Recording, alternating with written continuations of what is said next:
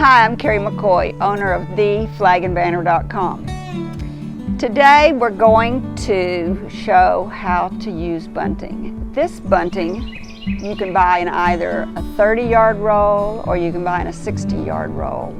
You can buy it either with stars or without stars. And don't be too careful with it, so have fun with it. So roll it out. And today I'm going to put it on a house and show you how to swag it and make it like hanging drapes. So the first thing you want to do is cut a strip. And because this swag is going to be really high in the air, I'm not concerned about any of my raw edges because it's going to be 12 feet, if not more, off the ground, and nobody's going to say, oh, your edge is not sewn. So, and because this is treated fabric, it doesn't fray very well. So cut yourself some strips. And these strips are going to be used at each of your gathers. There's two ways to do gather, and this is the one I like to use when I'm doing gathers up really high and I'm going to be up on the ladder. So today we're going to decorate this gable. So I'm going to need 15 and 15 is 30 feet, so I will cut 60 feet of fabric to do a 30-foot swag over a steeple. And then you need to decide where you want your swags to be. So of course my first swag is going to be at the top of my steeple.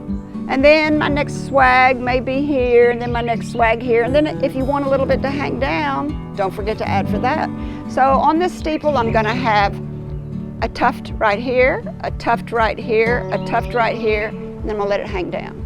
And again, a tuft right here, a tuft right here, a tuft right there. So because it's 15 feet, I'm going to make each swag about 5 feet. And I'm going to keep that in mind when I cut my strips. So a strip, when you're up high in the air, I like to make it simple because you're on a ladder and you want to make it as simple as possible. And so I will take my fabric. First thing I do is I measure out the center and I find the center. I work from the center always. I find the center. If it's going to be, I'm going to do this on a smaller scale, but let's say this is my 30 feet of fabric that I'm going to use. Actually, it's going to be 60 because I'm going to do 15 on this side, 15 on this side. That's 30. I'm going to double it. I'm going to go all the way out to 60 feet. Then I'm going to find my 30-foot center. Right there is my 30-foot center. And that's where I'm going to start when I get on top of my ladder on top of the house. I'm going to work from the peak down to the corners so that they end up even. Don't start at this side and work up and come down and then you go, oh, I messed up. Start at the center, and that way, even if you mess up, your sides are even. At the very top, once I find my center, I will walk up the ladder with this already in place. And it will be my anchor for my whole design. So I've cut my strip, I've taken it, folded and rolled it over. That's going to be my peak. And because I'm on a ladder, I want it to be pretty easy. So I'm going to fold it, and then I'm going to staple gun right through this into the wood of my eave. It's easy to take down. You just yank it down when you get ready to. And it's also easy to install when you're on a ladder. I don't want to take a lot of hammers and nails and things on the ladder with me. And I want to get up there, well, hello bird, and I want to get up there really fast. So cut your strip, hello, start your center, go up on the ladder, and staple gun it there. Then we'll go to the next swag, which will be about here.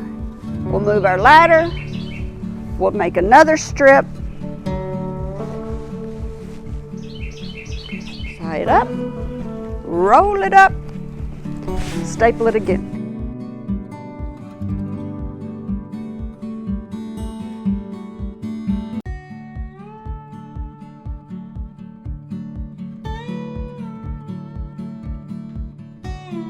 And then you fluff the swag between the two as you go.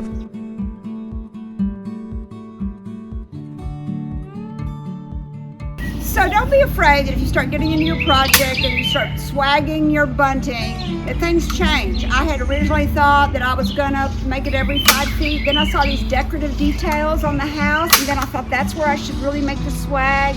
Then when I did that, I thought, oh, it'd be cute if it went back towards the house. So don't be afraid to start getting creative and to change in the middle of change horses in the middle of the stream, so to speak, if you need to. Because we started in the middle with our bunting, we have all this extra room on the sides, so we can change and do different things. Just have a good time with your bunting. For our peak, we cut a larger strip because I wanted more security. I've decided to make smaller strips because I don't really want to see them. And when you make a smaller strip, you get more of a poof. So I'm going to take one of my earlier strips, cut it smaller,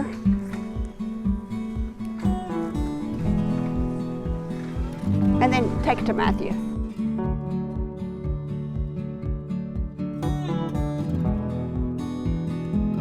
So now we're going to make a swag using a smaller strip, something we just decided on the fly while we were designing, and I really like the way it looks. Wait till you see it.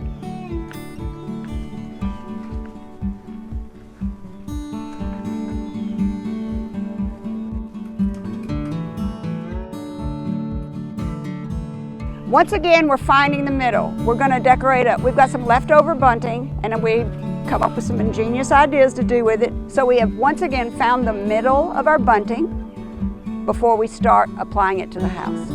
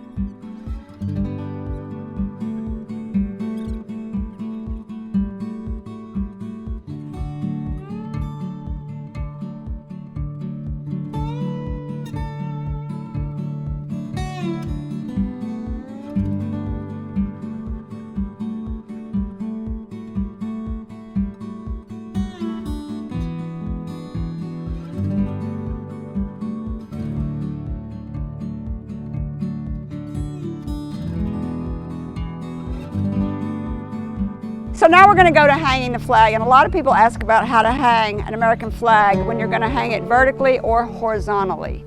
Remember, the star field always goes to the flag's right. That's the observer's left.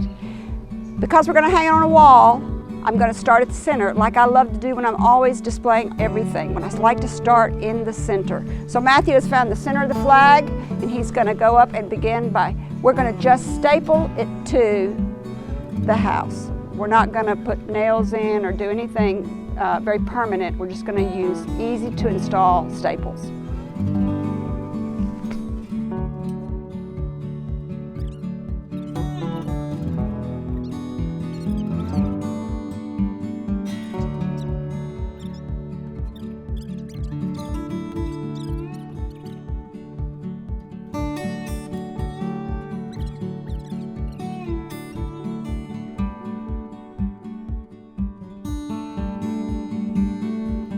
Well, we've completed our bunting project. It took us about 2.5 hours and about 4 brave people to get on ladders, but it's not anything, well, it is kind of something. It's a lot like what we started off thinking in our mind we would design, but we got creative and did some extra stuff.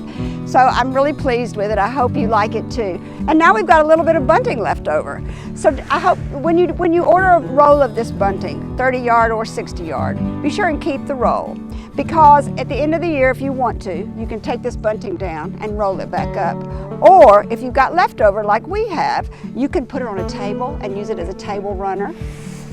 which is a really great idea. Or if you've just got some that you not sure what to do with or want to store till next year, go ahead and save your roller and roll your bunting up. Keep your bunting nice and clean and wrinkle-free. Have a happy and safe flag season. If you found this video informative, please click the like button down below. To stay up to date with all of our upcoming videos, subscribe by clicking the circle icon in the middle of your screen. And as always, thank you for watching.